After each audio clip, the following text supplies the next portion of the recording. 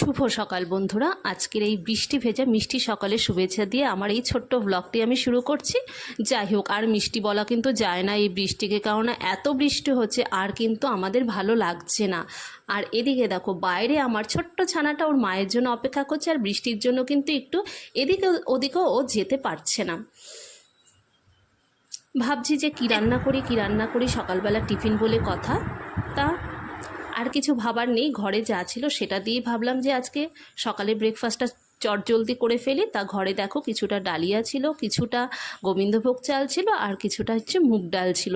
কারণ এগুলো একটু বাড়তি ছিল, মানে ছিল, যে কারণে ভাবলাম যে এগুলো তো সব খিচুড়িতে দেয়াই যায়, তাই একবারই করে ফেলি, অসুবিধে কিন্তু হয় না। যাই হোক, আমি ফোড়ন সব কিছুই দিয়েছি, কিন্তু তখন আমি ভিডিওটা অন করতে একেবারে ভুলে গেছি।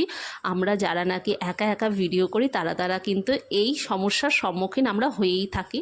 তা যাই হোক, তারপরে কিন্তু নুন, হলুদ, জিরের গুঁড়ো, গরম মশলা এগুলো সব কিছু দিয়ে একেবারে ভাজা ভাজা করে কিন্তু আমি প্রেশার কুকারের মধ্যে কিন্তু দিয়ে দিয়েছিলাম। ব্যাস, আর কি বলো।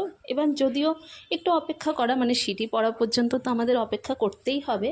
তা প্রেশার কুকারে দিলে কিন্তু খুব তাড়াতাড়ি হয়ে যায়, যেহেতু আজকে সকালের ব্রেকফাস্ট ছিল, তাই ভাবছিলাম একটু তাড়াতাড়ি যাতে করে ফেলতে পারি। আর বৃষ্টির মধ্যে না সত্যি মনটা যেন কেমন কেমন করে, জানো তো। বাইরে গিয়ে দেখছিলাম, দেখো ভালো লাগছে, আমার ছানাটার মা চলে আসাতে মায়ের আদর কেমন খাচ্ছে বন্ধুরা, দেখতে পাচ্ছ। প্রত্যেক সন্তানই কিন্তু তার মাকে এরকম ভাবে ভালোবাসে, আর প্রত্যেক মাই কিন্তু আগলে রাখে। আর এইদিকে আমার কিন্তু খিচুড়ি